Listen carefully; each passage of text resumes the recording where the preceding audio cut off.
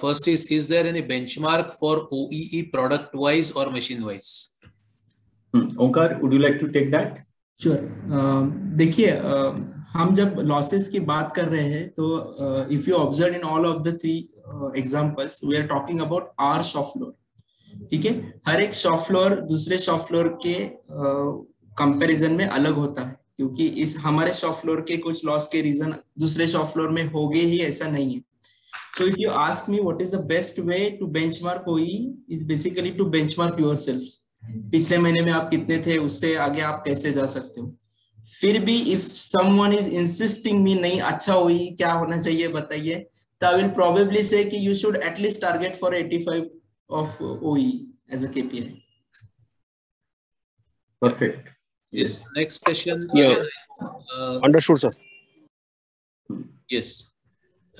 Next question is, what is the thumb rule for OEE? I think you have answered that question. I think yeah, that is the same thing. If अगर आपका ये सवाल आपको लग रहा है कि आपका दूसरा कुछ सवाल है, आप बता सकते हो अभी. What is the thumb rule of OEE? Deepesh pressing, Nilesh तुम्ही अनम्यूट करून विचारा, तुम्हाला काय विचारायचं असेल तर. यस. इसमें थंब रूल क्या कह सकते कि क्या थंब रूल हम लोग पकड़े OEE के लिए, इक्विपमेंट के लिए? हाँ, वो आंसर ऑलरेडी ओंकार ने दिया है.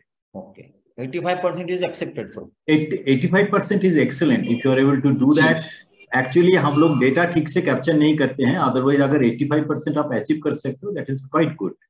ओके, करने के बाद आप आगे बढ़िए. ओके, ठीक है. हाँ, और कोई क्वेश्चन? हाँ, yes. Is it possible having OEE more than 100%? Absolutely no. Rishabh Aditya. Absolutely no. That means there is some calculation mistake. और वो जनरली क्यों होता है, जितना मुझे एक्सपीरियंस है, वो होता है क्योंकि हमारा साइकिल टाइम कैलकुलेशन गलत होता है. सो हम बोलते हैं कोई चीज 1 मिनट में निकलने वाली है, लेकिन वो निकलती है प्रोबेबली 40 सेकंड्स में. तो क्या दिखने वाला है, मेरा speed factor will be more than 1, right. So ideally mathematically it is not possible to have more than OEE to be more than 100%. So there is some calculation mistake. It is something like आप दिन के अंत में बोल रहे हो कि मुझे एक्चुअली कल 24 घंटे के ऊपर और 1 घंटा मिल गया था. Yes, mister Kulkarni. और कोई सवाल है? अगर नहीं है तो Omkar, I have got one question. मेरा एक सवाल है. Yes please sir. ये OEE निकालने के लिए जो भी बेसिक डेटा अवेलेबिलिटी है, that means sir I lost your voice. Is it with me or is it with with you? I'm able to hear him. Yes. Onkar, am I audible? Hello. Yeah, you go ahead with your question, please. Okay, doctor, I can answer. See, for calculating OEE, all data should be available. For example, rejection, okay, or rework, or acceptance data. For एक उस दिन के OEE calculations के लिए data available. अगर ये data नहीं है कंपनी के पास, सब तरह का डेटा अगर नहीं है, तो OEE कैलकुलेशन करना उस दिन के लिए पॉसिबल नहीं. तो क्या करना चाहिए, और डेटा अवेलेबल रखना ही चाहिए, ऐसे हो सकता है क्या? Omkar, you heard the question? Yes, yeah go ahead. देखिए, जैसे कि हमने अभी तीनों एग्जांपल में भी देखा कि OEE के लिए डेटा इज मैंडेटरी. अगर आपके पास डेटा नहीं है तो आपका जो रिजल्ट आने वाला है दैट विल बी मिसलीडिंग. जैसे कि बहुत बार हमने देखा है कि कुछ डेटा नहीं होता, इसकी वजह से हमारा OEE 93, 90 ऐसे दिखाता है. But ideally is it the case? तो डेफिनेटली नॉट. सो अगर आप डेटा पूरा नहीं है आपके पास और OEE निकाल रहे हो, तो that might be misleading you, and probably you will arrive at a point कि आप कुछ अलग ही एक्शन ले रहे हो और शॉप फ्लोर की कुछ अलग ही डिमांड है. So if it is not there, I will suggest not to go for a OEE calculation. और to answer your second question Parag sir, अगर पूरा डेटा नहीं है तो क्या करना चाहिए? So whatever data you have available, you can only focus on calling it as a losses rather than calculating the OEE, and you can focus on the loss data only. Okay, you can have a Pareto of the loss data and focus on data. Don't try to go for the OEE calculation. Hello. Right. Hello. yes. आप पूछिए. Yes sir, मैं accurate industrial से रोहित पाटिल बात कर रहा हूँ. Yes Rohit, yes पूछिए. Sir, मेरा क्वेश्चन था, थर्ड क्वेश्चन था ना, जो रिवर्क किया हमने 20 क्वांटिटी, वो जो रिवर्क था रिजेक्ट पार्ट में वो पकड़ा है उसमें कैसे, लेकिन रिवर्क का टाइम ही नहीं दिया। हाँ देखिए, आपने अगर देखा होगा मैं क्वालिटी फैक्टर कैसे निकाल रहा हूँ, तो क्वालिटी फैक्टर निकालते समय मैंने फॉर्मूला क्या बताया है, number of expected good output और actual good output. So I am not calculating that on the basis of time, नहीं तो वो फिर से आपको कंफ्यूजन क्रिएट कर देगा। सो रेडीली डेटा क्या आपके पास अवेलेबल होगा शॉप फ्लोर से, quantity. So that's why I matched it with respect to quantity and not with respect to data. अगर आपको टाइम पे भी करना है तो वो भी आप कर सकते हो, because you know the cycle time.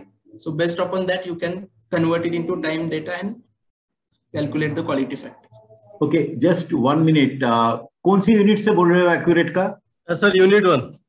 Okay okay, then fine. I think अगर ये सवाल बैच एक बड़ा प्रोडक्ट के लिए हो रहा है जहां पर आप एक दिन में एक प्रोजेक्ट वर्क का एक छोटा सा हिस्सा किया है और देन उसका ओई करने का कोशिश कर रहे हो, तो आप उस केस में टाइम के आधार पे कर सकते हो और पूरा दिन में जितना टाइम आपका प्रोडक्टिव टाइम आपने दिया है और उसके आधार पे आप अवेलेबिलिटी लॉस निकालो और उसके आधार पे आप आपका स्पीड लॉस निकालो और फिर आप आराम से कैलकुलेट कर सकते हो जितना टाइम आपने एक्चुअली काम किया है उनमें से कितना टाइम आपका रिवर्क के पीछे गया, उसके आधार पे आप निकाल सकते हो कि कितना हो गया आपका quality rate. That is very much possible. ठीक है। एक और सवाल है, how to calculate on conventional machines PPC1? Onkar, PPC1। देखिए मशीन कौन सी भी हो, this formula remains the same, ठीक है। सो अभी कन्वेंशनल मशीन पे सबसे ज्यादा प्रॉब्लम क्या होता है, जब हम साइकिल टाइम निकालने की कोशिश करते हैं, क्योंकि वो डेटा हमारे पास रेडिली अवेलेबल नहीं होता। जैसे कि हम अभी CNC VMC की बात करें तो हमको स्क्रीन से पता चल जाता है कि साइकिल टाइम क्या है, उसके ऊपर हम लोडिंग अनलोडिंग कुछ परसेंटेज ऐड कर देते हैं, then we arrive to cycle time. Legacy machine के लिए, लेथ मशीन के लिए और फिर grinding machine, anything like that, you have to have a time and motion study to calculate the cycle time first. So आपको कुछ cycles लेने पड़ते हैं depending upon your cycle time. Say cycle time अगर 1 सेकंड हो तो probably आपको 150 cycle लेने पड़ेंगे to arrive at a correct cycle time. So first thing for the legacy machines or the lathe machines, what you need to do is basically calculate cycle time correctly first and then go for the OE calculation. Right. कोई और सवाल है? Yes. बाकी तो remains factor the remains same, availability, machine क्यों बंद थी, क्यों काम नहीं कर रही थी, और क्वालिटी जो कुछ भी फैक्टर क्वालिटी निकल रहा है वो अच्छा है या रिवर्क है या रिजेक्टेड है। So critical factor is basically speed for lathe machine. Sir अगर मेरा पूरा दिन में एक ही जॉब होता है तो नाम बताइए और कौन सी कंपनी से बोल रहे हो वो बताइए please. Sir I am Wasim Mulani, exponential engineering से बात कर रहा हूं।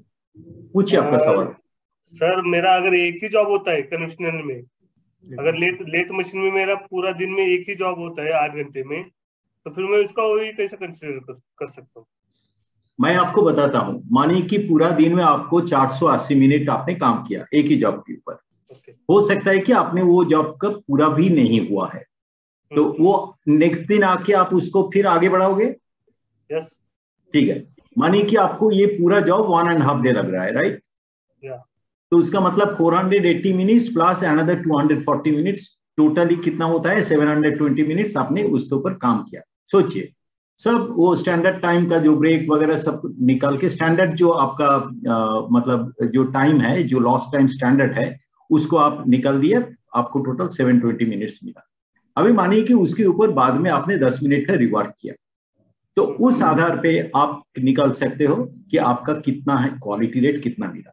और मानिए कि वो 720 मिनट्स के अंदर पहले कोई अनशेड्यूल्ड ब्रेक टाइम था, लॉसेस था, मानिए कि अनदर 20 मिनट्स आपने कुछ वजह के लिए मशीन अंडर स्टॉपेज था, मानिए कि ऑपरेटर मशीन छोड़ के टूल लाने के लिए गया, क्या कुछ टॉप अप करने के लिए गया लेकिन बंद करके, तो 20 मिनट का अवेलेबिलिटी लॉस हुआ, तो आपका 700 मिनट टोटल आपका काम मिला है, राइट?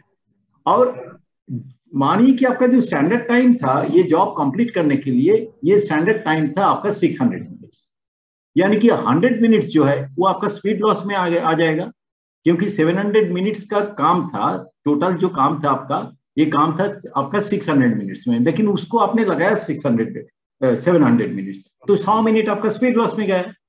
तो उस आधार पे आप 100 मिनट और उसके नीचे है 700 मिनट्स, आप स्पीड रेट भी निकल सकते हो। और आपका टोटल जो आपने काम किया मानिए 700 मिनट्स, उनमें से 20 मिनट का रिवर्क निकला, तो वो आप क्वालिटी रेट उसके निकाल सकते हो। 20 divided by totally 700 is equal to your quality rate. Is it okay? या ओके, ठीक है। हेलो, हाँ बोलिए। हेलो, हाँ बोलिए ना प्लीज। हाँ, रोहन जालगी फ्रॉम नितिन प्रेसिंग। हाँ बोलिए सर, मेरा सवाल था। हेलो, हाँ बोलिए ना, बोलिए, हम लोग सुन रहे हैं, बोलिए। सर, स्टैंडर्ड साइकिल टाइम कैसा निकालें? ओंकार। अच्छा, देखिए, कौन सा भी साइकिल टाइम निकालते समय आपको सबसे पहले मैप करना है कि उसमें क्या क्या एक्टिविटीज है। एक मैं आसान एग्जांपल लेता हूँ, चलिए प्रेस शॉप का, जिसमें ऑपरेटर क्या करता है, सबसे पहले इनपुट उठाता है, मशीन पे रखता है, जिसको हम बोलते हैं लोडिंग। तो एक एक्टिविटी हो गया लोडिंग। उसके बाद वो मशीन साइकिल प्रेस करता है और मशीन साइकिल रन होता है, प्रेस साइकिल रन होता है, वो नीचे आता है, ऊपर जाता है, right. This is the second activity of actually pressing the raw material. और तीसरा एक्टिविटी क्या है, ऑपरेटर वो प्रेस किया हुआ आइटम जो है वो निकालता है और मेरे आउटपुट ट्रॉली पे रखता है। सो अगर मेरा ऑपरेटर को इतना ही एक्टिविटी है तो मुझे इसका साइकिल टाइम स्टडी करना है। साइकिल टाइम स्टडी करना है मतलब क्या, उसके इंटरनेशनल लेबर ऑर्गेनाइजेशन एक बुक है, उसमें कुछ स्पेसिफिकेशन दिए हैं कि अगर साइकिल टाइम 5 सेकंड हो तो आपको कितना साइकिल स्टडी करना पड़ेगा, अगर आपका साइकिल टाइम 5 मिनट हो तो कितना साइकिल स्टडी करना पड़ेगा। तो एक एग्जांपल लेता हूं मैं, यहाँ पे एक साइकिल टाइम था सपोज 40 सेकंड। तो 40 सेकंड क्या है, ऑपरेटर इनपुट ले रहा है, मशीन पे रख रहा है, मशीन का साइकिल रन हो रहा है, ऑपरेटर वो लेके आउटपुट ट्रॉली पे रख रहा है। ये सब अगर 40 सेकंड में हो तो प्रोबेबली आपको 100 या 150 साइकिल स्टडी करने पड़ेगी। अभी इसके साथ आप कुछ ऑफलोडेड एक्टिविटी भी ऑपरेटर को दे रहे हो क्या, जैसे कि वो उठ रहा है और स्टोर से जाके रॉ मटेरियल ला रहा है। अगर ऐसे एक्टिविटी आप दे रहे हो तो वो भी आपको साइकिल टाइम कैलकुलेशन में कंसिडर करना पड़ेगा। जैसे कि वो उठता है और 100 पीसेस लेके आता है और वो लाने के लिए उसको समझो 5 मिनट लगते हैं। सो 5 मिनट डिवाइडेड बाय कितने पीसेस लाए, उसने 100 पीसेस लाए, तो 300 डिवाइडेड बाय 100 मतलब 3, राइट। सो 3 कैलकुलेशन जो है वो बेसिकली आपको साइकिल टाइम में ऐड करना पड़ता है, राइट। इसको बोलते हैं बेसिकली, मुझे शब्द याद नहीं आ रहा, लेकिन regular activities and the other ones are irregular activities which are coming out of the cycle time. So आपको समझ में आया, एक है जो actual loading, machine cycle unloading, और उसके अलावा अगर आप उसको कुछ अलग काम दे रहे हो जैसे कि रॉ मटेरियल लाना etcetera, that part has to also be considered under cycle time. Okay, Onkar, I would like to add a couple of points here. अच्छा, आप लोग प्लीज अपना माइक को म्यूट रखिए प्लीज। Whenever आप जब बात करोगे तब अनम्यूट करके बात कीजिए, नहीं तो बहुत डिस्टरबेंस हो रहा है, ठीक है। Please remember this point. Okay Omkar, मैं थोड़ा 1-2 पॉइंट इसमें लागू करूंगा। आपको हमेशा याद रखना चाहिए कि there is a load factor. जैसे ओंकार अभी जो बता रहे थे कि इंटरनेशनल बुक है, किताब है, जहां पर आपको इसके ऊपर मदद मिलता है, वो लोड के आधार पे एक फेटिक फैक्टर वो आपको मिलता है। तो उसके आधार पे आप वो फैक्टर डाल सकते हो जिसमें आपको थोड़ा सा परसेंटेज रिडक्शन मिलता है in terms of the effort that you are putting. वो एफोर्ट अगर ज्यादा लगता है तो उसके ऊपर आप एडजस्टमेंट करके वो जो रेट ऑफ प्रोडक्शन वो एडजस्ट किया जाता है। तो this is a full fledge study. लेकिन मैं आपको जो लास्ट में ओंकार जो पॉइंट बोला है उसमें मैं 1-2 पॉइंट बताना चाहूंगा which normally causes lot of issues। तो इसके बारे में एकदम क्लियर हो जाइए आप सभी लोग।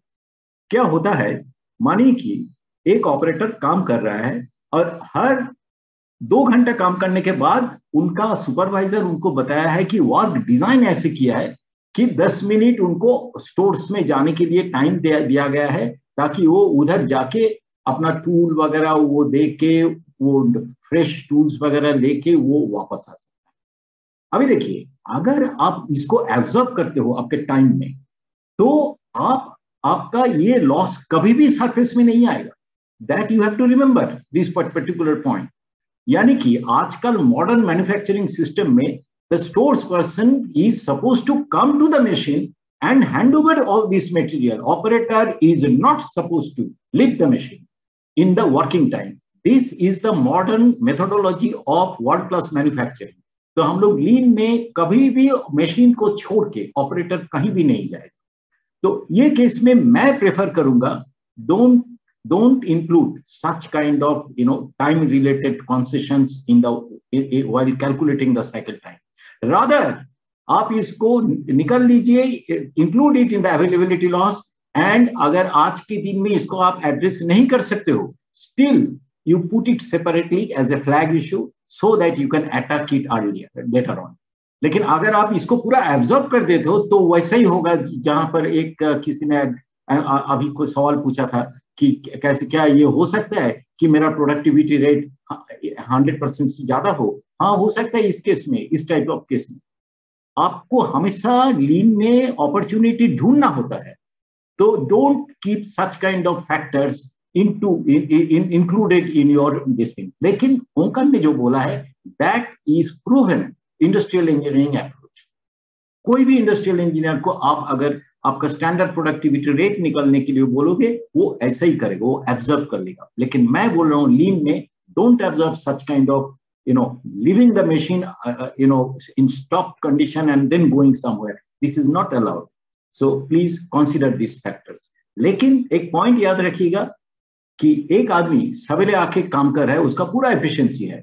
दिन के अंत में मानी कि आपने उसको 12 घंटे का टाइम लगाया, तो नेचुरली उनका जो एफिशिएंसी रेट है, जो प्रोडक्टिव रेट है, वो सवेरे के टाइम में जितना होगा शाम के टाइम में उतना नहीं होगा। तो आपको वर्क सैम्पलिंग करना पड़ेगा। In the peak time, you should do. In the morning time, you should do. In the fag end of the day also, you should do. And you should be in a position to take the averaging method in order to find out the आपका weighted average method in order to find out the what could be practically considered as your output rate. Have you understood? Hello? Yes, sir. हाँ, ठीक है. Okay, fine. Onkar, you want to add something? No, I think those activity we used to call it as an occasional activity, but Yeah. I'm with you, sir, completely that these all occasional activity has to be removed from the operators. Otherwise, क्या करेंगे इन लोग, पूरा absorb कर लेगा and you will get always 93%, 94%, OEE. This is what I have seen. They should never do that actually. Okay, any other question? Okay, Onkar, please. हाँ, या please go ahead. Sudhakar बोल रहा हूँ सर, रानी प्लास्टिक से। हाँ, बोलिए। एग्जाम्पल 1 का जो कौन बोल रहे हैं? सुधाकर बोल रहे हो? Yes sir. ओके सुधाकर, बोलिए please. I thought you will be answering the question, anyway बोलिए। एग्जाम्पल 1 जो है, हाँ, उसमें थोड़ा सा एक उसमें प्रॉब्लम में मशीन्स का जो डाउन टाइम जो दिया है, स्पेसिफाई किया है कि machine on 7 December press number 5 was under breakdown. हाँ, और इफिशिएंसी वही कैलकुलेट करने के बोला है press number 2। Noted sir, typo. अच्छा, noted. Yes, very good Sudhakar, yes sir. Yeah there are other mistakes also, you can correct it. जैसे मैं बोला था, OEE is not a percentage. All of you please remember, OEE is not a percentage. It is just an unit. तो ये इधर कहीं by mistake percentage आ गया. Please ignore that. Yes. Okay, thank you Sudhakar. That's what I said, that you should be asking answering the questions. Yes. Yes. और कोई है सवाल करने के लिए या तो ऐसा comments please. You're most welcome. Hello. Yes. तो मैं देवकांत बोल रहा हूँ रानी प्लास्टिक से। बोलिए। तो मेरा एक क्वेश्चन था कि सपोज मेरा मशीन का एक्सपेक्टेड आउटपुट है 500 पर शिफ्ट, बट जो 500 पार्ट निकला है वो 500 के 500 पार्ट रिवर्क होने के बाद ओके हो रहा है। हाँ, सिंगल पार्ट ओके नहीं हो रहा है, फर्स्ट टाइम मशीन ओके नहीं दे रहा है। हाँ, 500 के 500 पार्ट रिवर्क होने के बाद शिफ्ट एंड पे वो ओके हो रहा है। हाँ, तो उसका क्वालिटी रेट क्या आएगा? 0 500 minus 500 divided by 500, so 0 divided by 500 is 0. But at the end of the shift वो ऑपरेटर ने रिवर्क करके ओके कर रहा है, ठीक है, but technically speaking it is 0. So your OEE will be it will be factored by 0, so 0 will be your OEE. Yes, क्योंकि हमारा डेफिनेशन है बहुत ही clear, you should be in a position to take ready to use product at the end of the ship, जैसे design specification है।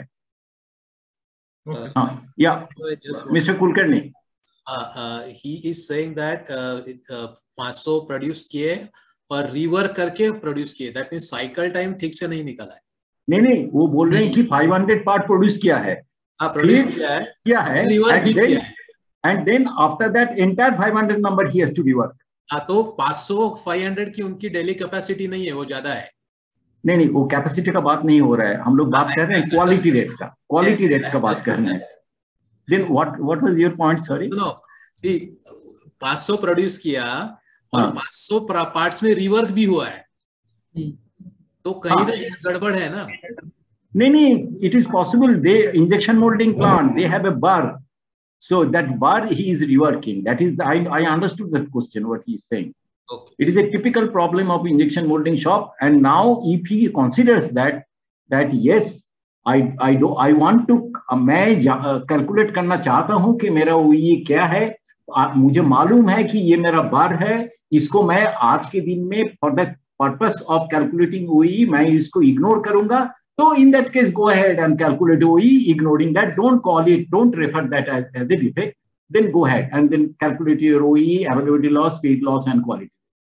That will be my recommendation. अगर आपको पता है और ये प्रोजेक्ट के अंदर आपने ऑलरेडी डाल दिया है प्रॉब्लम बैंक के अंदर, then don't bother. Then calculate your OEE. Okay, don't consider this as a defect. Is it okay? So I have given you 2 answers. So you choose your answer. Hello. Yes sir, Dinesh from ताराकुल।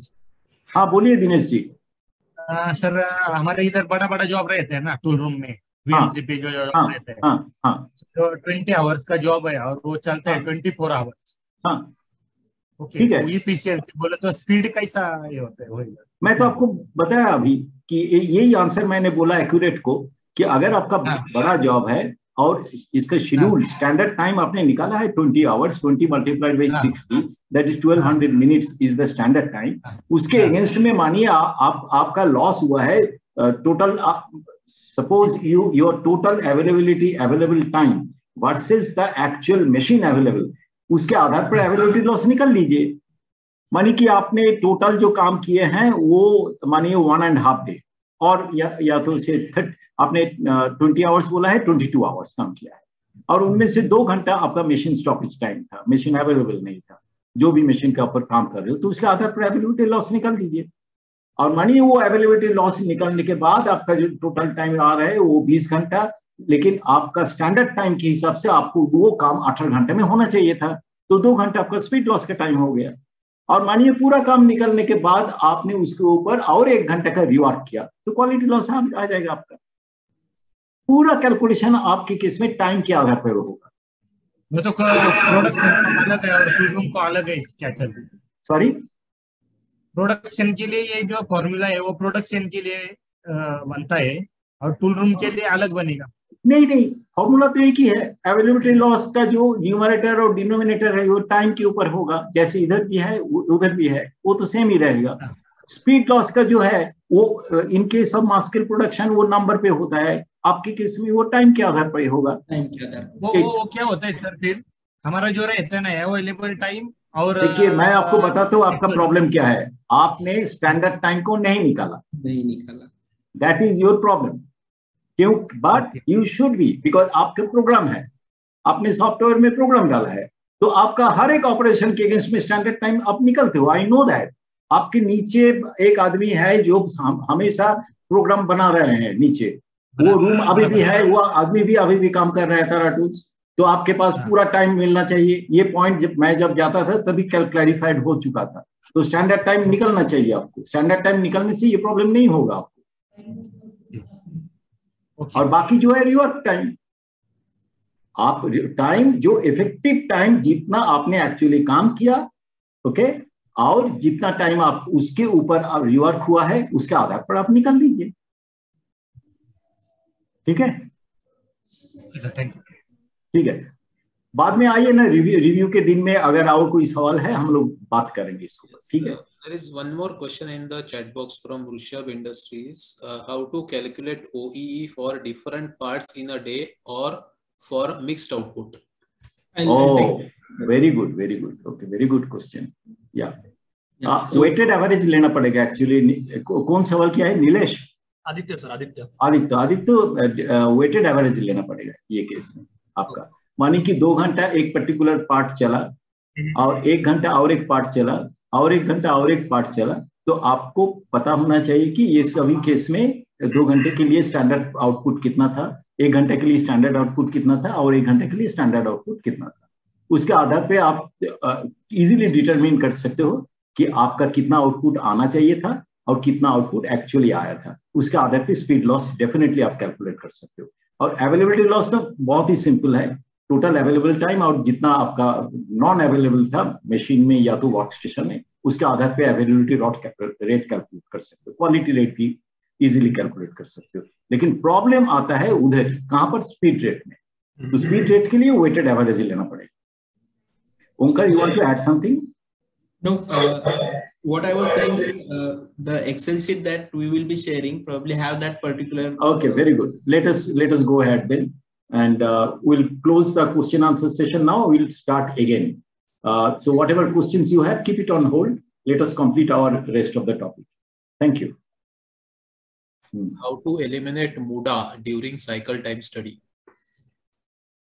During cycle time study, how to eliminate MUDA? No. देखिए, we are confusing right now. 2 मुद्दा है इधर। पहला मुद्दा है how to identify मुद्दा during a study. जैसे ओंकार और हम लोग बात करेंगे नेक्स्ट मॉड्यूल में सेटअप टाइम के ऊपर। तो जब सेटअप टाइम होता है तब डिफरेंट टाइप ऑफ मुद्दा को आपको ऑब्जर्व करना है, क्योंकि सेटअप टाइम लॉस काफी बार होता है पर टू एंड फ्रो मूवमेंट। तो उसमें ट्रांसपोर्ट टाइम आता है, उसमें ऑपरेटर का मोशन का मुद्दा भी आ सकता है। तो ये सब ऑब्जर्व करना पड़ेगा। और इसके अगेंस्ट में जब आप मुद्दा ऑब्जर्व कर रहे हो तो ये इसके अगेंस्ट में आपको टाइम भी नोट करना पड़ेगा। तो जब आप टाइम नोट कर रहे हो ऑब्वियसली वो सारे टाइम आपको टैकल करना पड़ेगा, आपको एलिमिनेट करना पड़ेगा, फिर रिड्यूस करना पड़ेगा, लेकिन वो सब लॉसेस है। तो जैसे हम लोग पहले बात कर रहे थे, अगर मानिए आज के दिन में आपका वर्क स्टेशन को जो डिजाइन है, वो डिजाइन के अंदर 1 या 2 मुद्दा जो है, जैसे मानिए कि हम लोग कहते हैं कि ऑपरेशन का एक्स्ट्रा ऑपरेशन मुद्दा के ऊपर एक सेशन है, मॉड्यूल नंबर 6 शायद। तो उसमें हम लोग मुद्दा के ऊपर बात करेंगे, काइजन के ऊपर बात करेंगे, कैसे मुद्दा के ऊपर काइजन बनता है। तो that is a different thing. तो अभी मानिए कि एक्स्ट्रा ऑपरेशन का एक मुद्दा है, ठीक है, यानी कि आपको लगे कि जो एक्स्ट्रा जो आप डिवाइडिंग ऑपरेशन कर रहे हो उसका जरूरत नहीं है, तो एक है आप उसको एलिमिनेट करो और टाइम को, जो time calculation standard time calculate कर रहे हो उसके अंदर उसको मत रखो। लेकिन और एक व्यू है, वो व्यू है जो मैंने सुधाकर को बोला, ये प्रॉब्लम अगर आपको मालूम है, लेकिन आपको मालूम है कि ये प्रॉब्लम आपको अभी नेक्स्ट 6 महीना में नहीं जाएगा, already management is thinking about overhauling that particular machine or modifying this particular machine or replacing this machine, then don't unnecessarily bother about that. You write it down in the problem bank, और आप इसको ignore करते हुए आपको इसको consider करते हुए आप स्टैंडर्ड टाइम निकाल। तो इट टोटली डिपेंड्स। अगर आप इसको टैकल करना चाहते हो then please don't include that, exclude करके आप स्टैंडर्ड टाइम निकालिए। अगर already you have considered that, put it in the problem bank and separately इसको अटैक कीजिए, and then while calculating your standard time, keep it as a part of it. So both approaches are there.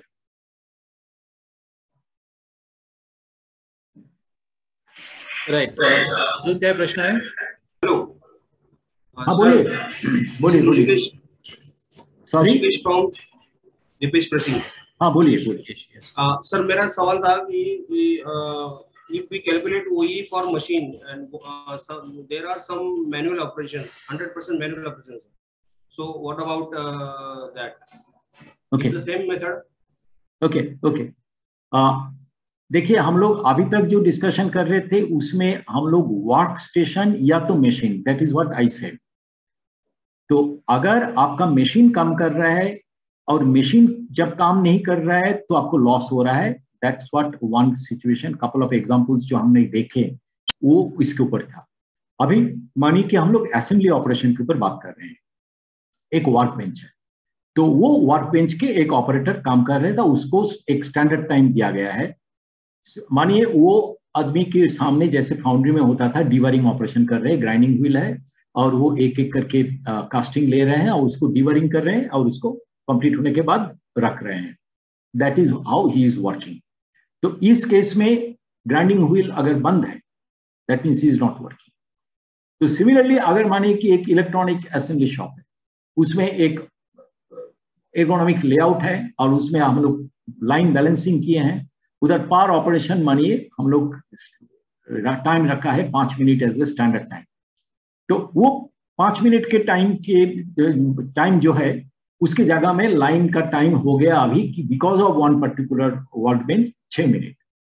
तो that is what एक the calculation I showed you कि 5 minute के जगह में अगर 6 minute हो गया तो लाइन का आउटपुट भी स्लो हो गया. So in that case, a product is coming out after every 6 minutes and not after every 5 minutes. So that will be part of your speed loss. You can calculate the speed loss like that. So similarly, अगर मानिए कि आपका एक operator किसी वजह से उसको काम रोकना पड़ा, that is the availability loss. So you can put it like that. Is it clear to you, or you need further clarification? There is some clarification. It's same formula. If there is a individual work station for assembly station, okay, individual work station. So can we apply the same formula for the same work station? Individual work station मतलब जो मैंने बोला एक grinding example जो बोला वो individual work station का example था. There is no machine. Only all the activities are manual. Each pick up the job, do the assembly by manual, and put into the output trolley. देखिए कुछ भी हो, my first question, can you determine the standard rate of production? That is the first question I want to ask you. And that is where जहां पर हमने काफी सारे discussion किया है आज, स्टैंडर्ड प्रोडक्शन रेट का क्या टाइम स्टडी करके हम लोग निकाल सकते हैं. अगर आप निकाल सकते हो तो completely OEE, availability rate, speed rate and quality rate is very much possible. So your question should be directed towards this question. क्या हम स्टैंडर्ड आउटपुट रेट निकाल सकते हैं? Yes. Understood.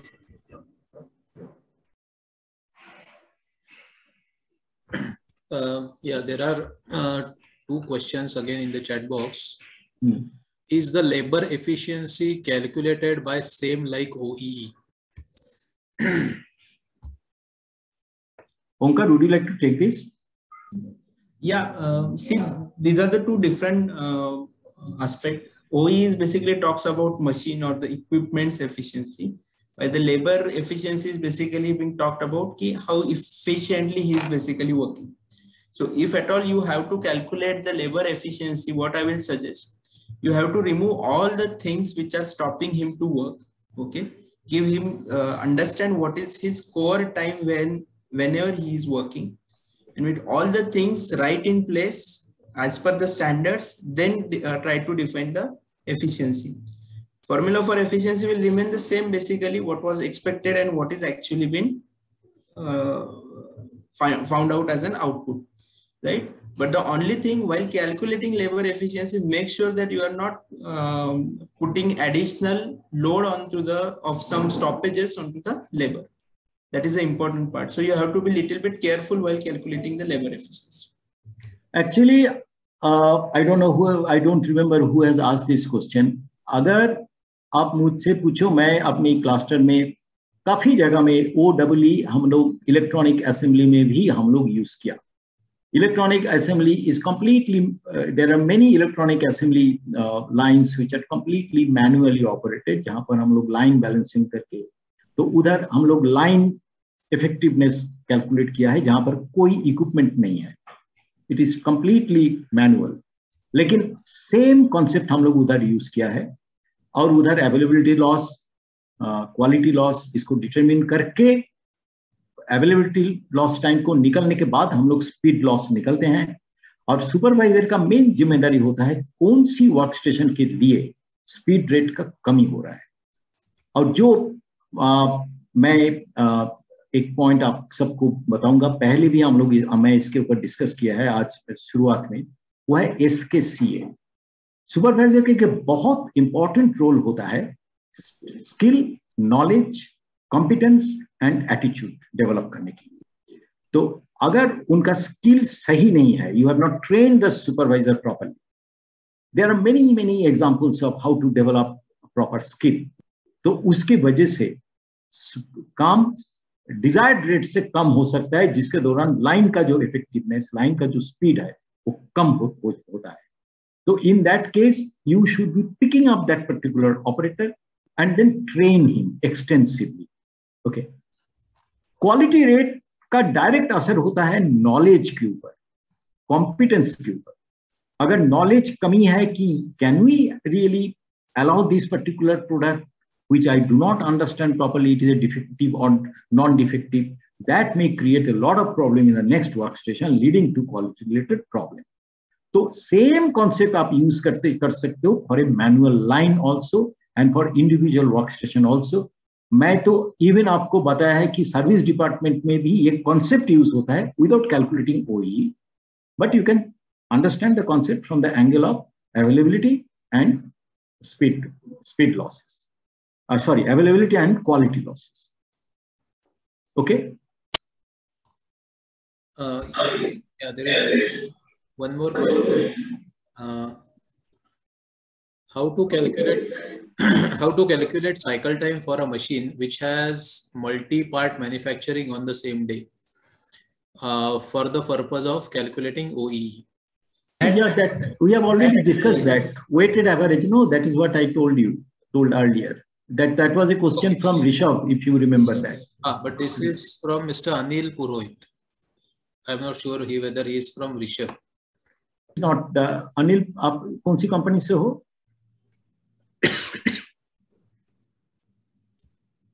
I think he may not. Yeah, which company? Yeah, I'm from Dali and Samit. Okay, Dali and Samit. तो multi-part production के लिए, suppose for example you have worked for part number A 2 hours और उसका एक productivity rate है X.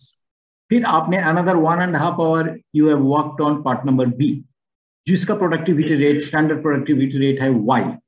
फिर आपने another 5 hours आपने काम किया part number C के ऊपर जिसका productivity rate है Z.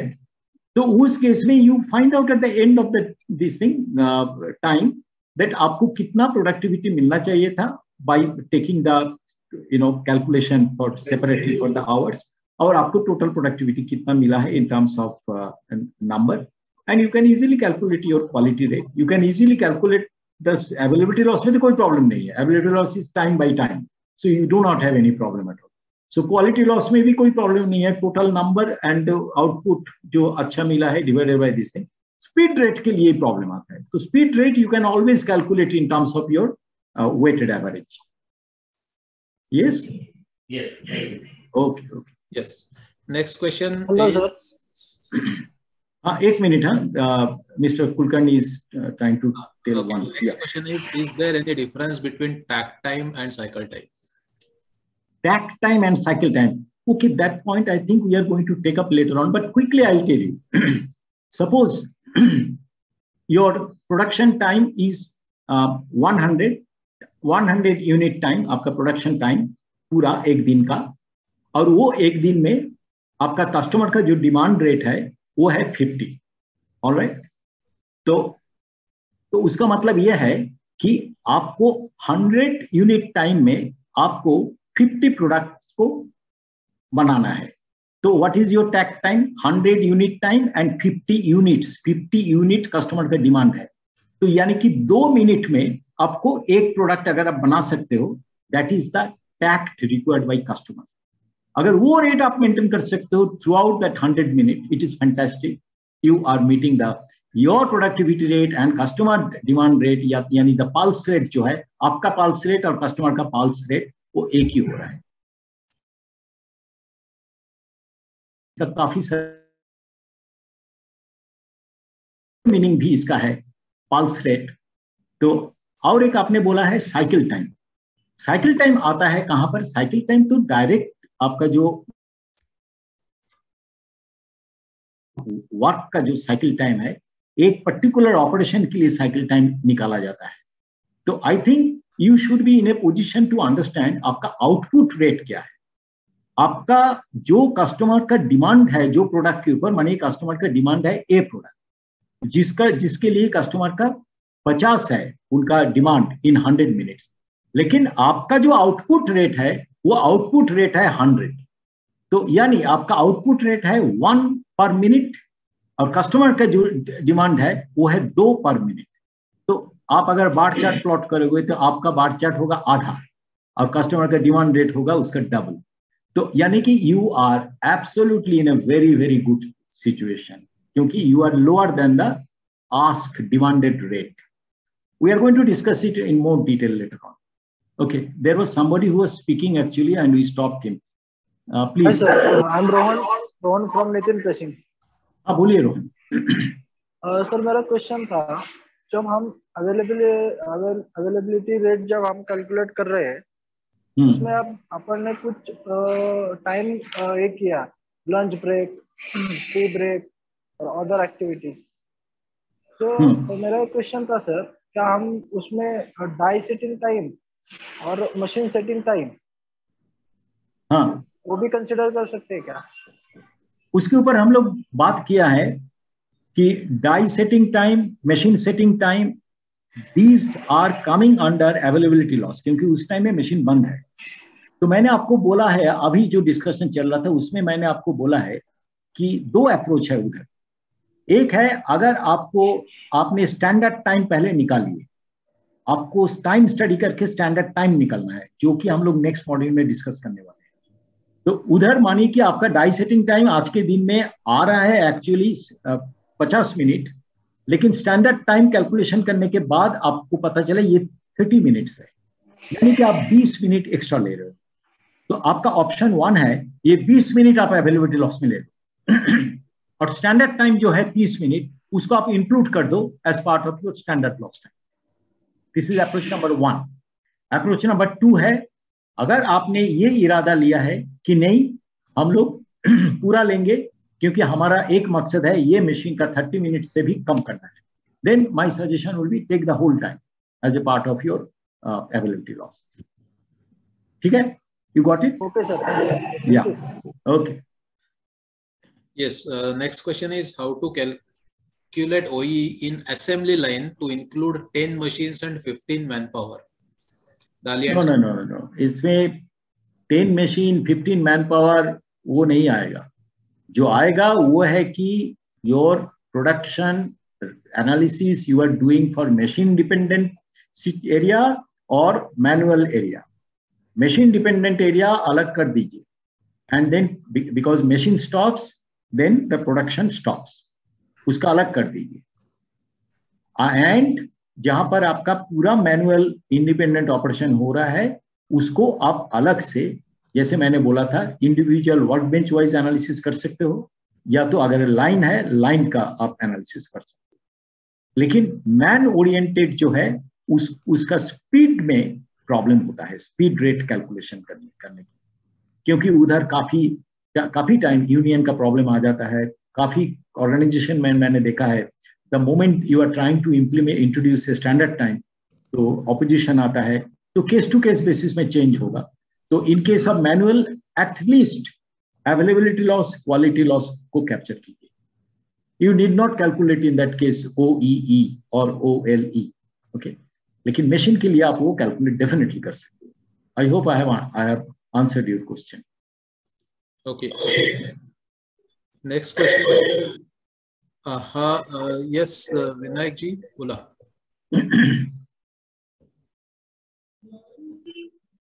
Hello, Vinayak Gautam, तुम्हाला काय विचारायचं आहे? Okay, next question is how to calculate production/process time in case of heavy fabrication where a single job goes on for days. I think you have covered, but yeah. Actually, this point I have taken multiple times for Tara tools, yes. Yeah, for Tara tool also and for Mr. Sunil Shivapurkar also I had explained that. Right. Yeah. Next question is if our operator working speed is different for same machine, how can we calculate our cycle time? No, this point actually Onkar had explained. Onkar, please repeat that whatever you said. Maybe it requires repetition. जब कभी भी हम standard cycle time निकालने की कोशिश करते हैं तो we need to take a multiple readings जिसमें अलग अलग ऑपरेटर्स भी इन्वॉल्व होंगे. जैसे कि रॉय सर ने भी हमको बताया था कि you have to observe it probably at the start of the day और in between the day at the end of the day. Similarly जब हम साइकिल टाइम कैलकुलेट करते हैं तो it is always on the average worker. So अगर आप एक reading लेते हैं किसी स्किल वर्कर पे तो मैं आपको जरूर सजेस्ट करूंगा कि थोड़ा कम स्किल लेबर पे भी आप उसका साइकिल टाइम लीजिए and then you make a average of all and then you can call it as a standard time. So मेरा थोड़ा सा अलग व्यू थोड़ा सा है वो ये है कि कोई भी काम कभी, क्योंकि अभी हम लोग जब बात कर रहे हैं we are trying to take you for world class manufacturing, that is our goal. तो मेरा आंसर थोड़ा अलग होगा आज के दिन में. क्या होगा अलग? मैं आपको रिक्वेस्ट करूंगा फुल फ्लेज्ड स्किल मॉनिटर कीजिए, स्किल मैपिंग कीजिए. First job for any manual operation skill mapping कीजिए. कौन सी एक्टिविटी मैपिंग कीजिए, उसके बाजू में वो एक्टिविटी के लिए क्या क्या स्किल चाहिए and you find out what is your desired skill set for doing that operation. If you are finding that you have no other way, लेकिन आप कॉम्प्रोमाइज कर रहे हो क्योंकि आपके पास डिजायर्ड स्किल सेट नहीं है, तो मैं कहूंगा उस केस में don't establish A productivity rate based on under-skilled person. No, don't do that. You standardize your skill set and based on that जो productivity आपको मिलना चाहिए, determine productivity based on that. और क्यों? क्योंकि अगर आपको उसके under-skilled के लिए कम प्रोडक्शन मिल रहा है, that you will be classifying as speed rate की कमी. और उसका रीजन क्या रहेगा, कॉज क्या रहेगा? स्किल की कमी. Then you will be able to take him out. और काफी सारे कंपनी में मुझे याद है कि हम लोग मिंडा इंडस्ट्रीज में बहुत सारे कंपनी में हम लोग अलग से ऑपरेटर ट्रेनिंग रूम बनाए थे that to develop and inculcate such kind of skill, and only when he is certified he is being allowed to go to the shop floor and run it. Even in Toyota there is an extensive mechanism to monitor such kind of skill. So no, you must determine skill set, and if he is under skilled, don't reduce your productivity rate, standard productivity rate. Determine it based on the standard. Okay, next. Next question is, total we have 11 machines and only 10 are running. Then how to calculate OEE and OPE? Can we calculate for 11 machines or for 10 machines? इसका तो answer already हम लोग दे चुके हैं. If it is a breakdown, that means ये machine आपको चलना था as per planning, then it is a loss. अगर ये चलना नहीं था, that means it was not in plan, don't include.